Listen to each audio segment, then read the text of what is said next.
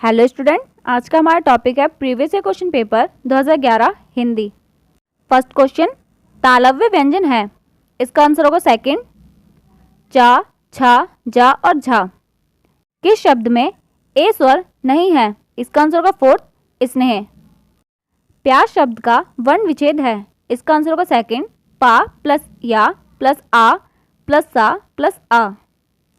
उच्चारण का संधि विच्छेद है। इसका आंसर होगा फोर्थ, उत प्लस चारण। बहुवचन कहते हैं। इसका आंसर होगा फोर्थ, शब्द के जिस रूप में एक से अधिक व्यक्ति या वस्तु आदि का बोध हो। हिंदी में वचन दो प्रकार के होते हैं, एक वचन एवं बहुवचन। शब्द के जिस रूप से एक ही व्यक्ति या वस्तु का बोध होता है उसे एक वचन कहते हैं, एवं शब्द के जिस रूप से एक से अधिक व्यक्तियों या वस्तुओं का बोध होता है उसे बहुवचन कहते हैं। किस समूह के सभी शब्द यौगिक हैं? इसका आंसर होगा सेकंड, रसोई घर, अनपढ़, पुस्तकालय, राजमहल। वे शब्द जो दो या दो से अधिक शब्दों के मेल से बने होते हैं तथा इन्हें अलग अलग करने पर भी इनका अर्थ निकलता है उन्हें यौगिक शब्द कहते हैं। यहाँ सभी शब्द दो शब्दों से मिलकर बने हैं, जैसे रसोई घर, अनपढ़, पुस्तक, आलय, राजमहल, राजा और महल। किस समूह के सभी शब्द विदेशी हैं? इसका आंसर होगा फर्स्ट, किताब, सिनेमा, संतरा। हिंदी भाषा में कुछ शब्द विदेशी भाषाओं से भी ग्रहण किए गए हैं। किताब अरबी शब्द है, सिनेमा अंग्रेजी भाषा का शब्द है, संतरा पुर्तगाली शब्द है। किस समूह के सभी शब्द चंद्रमा के पर्यायवाची हैं? इसका आंसर होगा फर्स्ट, शशि, इंदु, रजनीपति। किस युग में विलोम शब्द नहीं है? इसका आंसर होगा थर्ड, प्रत्यक्ष। प्रत्यक्ष का सही पर्यायवाची अप्रत्यक्ष होता है। संतोष का विलोम शब्द है। इसका आंसर होगा थर्ड, असंतोष। कौन सा शब्द जीवन का सही अनेकार्थी शब्द नहीं है? इसका आंसर होगा थर्ड, जिंदगी। इस प्रश्न के सभी विकल्प सही हैं। हिंदी में कुछ ऐसे शब्द हैं जिनके अनेक अर्थ निकलते हैं तथा उनके भिन्न भिन्न प्रयोगों से भिन्न भिन्न अर्थ प्राप्त किए जाते हैं। वह शब्द अनेकार्थी शब्द कहलाते हैं। जल, प्राण, जिंदगी एवं वायु जीवन के अनेकार्थी शब्द हैं। जिन शब्दों के एक से अधिक अर्थ होते हैं वह कहलाते हैं। इसका आंसर होगा फोर्थ, अनेकार्थी शब्द। हिंदी में कुछ ऐसे शब्द हैं जिनके अनेक अर्थ निकलते हैं तथा उनके भिन्न भिन्न प्रयोगों से भिन्न भिन्न अर्थ प्राप्त किए जाते हैं, उन्हें अनेकार्थी शब्द कहते हैं। किस समूह के सभी शब्दों में प्रत्यय है? इसका आंसर होगा सेकंड, दयालु, डिबिया, अज्ञानी। कौन सा समास विग्रह सही नहीं है? इसका आंसर होगा थर्ड, पुस्तकालय, पुस्तक और आलय। यहाँ तत्पुरुष समास प्रयुक्त हुआ है। तत्पुरुष समास में द्वितीय पद प्रधान रहता है एवं कारक चिन्हों का लोप पाया जाता है। पुस्तकालय में के लिए कारक चिन्ह का लोप हुआ है। जिसका पहला पद विशेषण और दूसरा पद विषय हो उसे कहते हैं। इसका आंसर होगा फोर्थ, कर्म धारण समास। जिस समास में पहला पद विशेषण एवं द्वितीय पद विषय हो उसे कर्मधारय समास कहते हैं। कर्मधारय समास में द्वितीय पद प्रधान रहता है एवं प्रथम पद विशेषण द्वितीय पद विषय की विशेषता बताता है।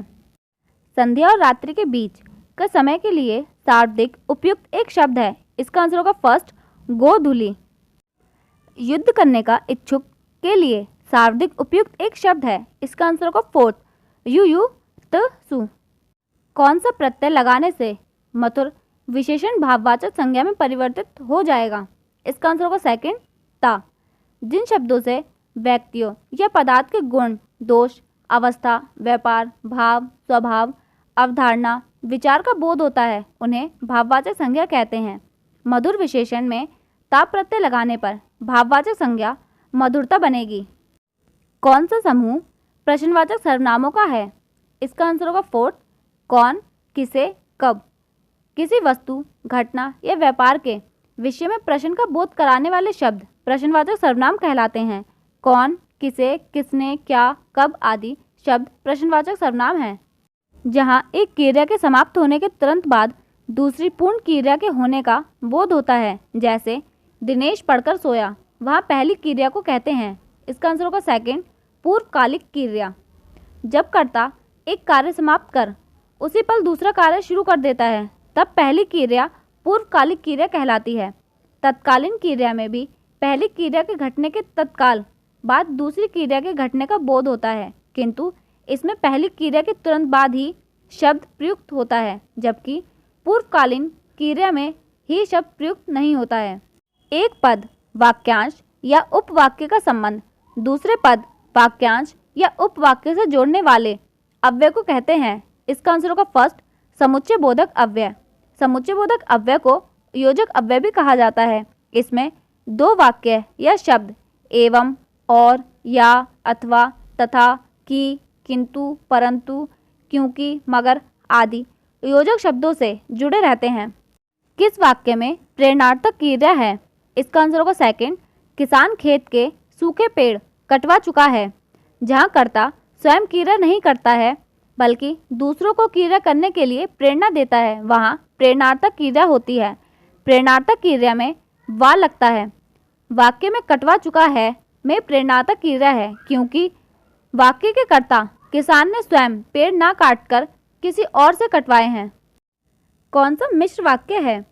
इसका आंसर होगा फोर्थ, वह कौन सा व्यक्ति है जिसने महात्मा गांधी का नाम ना सुना हो?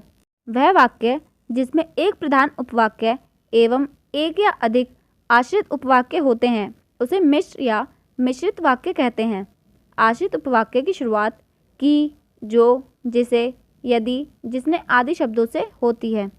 राम आया, भाई से मिला और तुरंत लौट गया, यह वाक्य है। इसका आंसर होगा सेकंड, संयुक्त वाक्य। जिस वाक्य में दो या दो से अधिक स्वतंत्र उपवाक्य होते हैं तथा वह अर्थ व्यक्त करने की दृष्टि से एक दूसरे पर निर्भर नहीं होते बल्कि स्वतंत्र होते हैं, वह वाक्य संयुक्त वाक्य कहलाते हैं। संयुक्त वाक्य में दोनों उपवाक्य और, अथवा, एवं, या, तथा, किंतु, परंतु, लेकिन आदि शब्दों से जुड़े रहते हैं।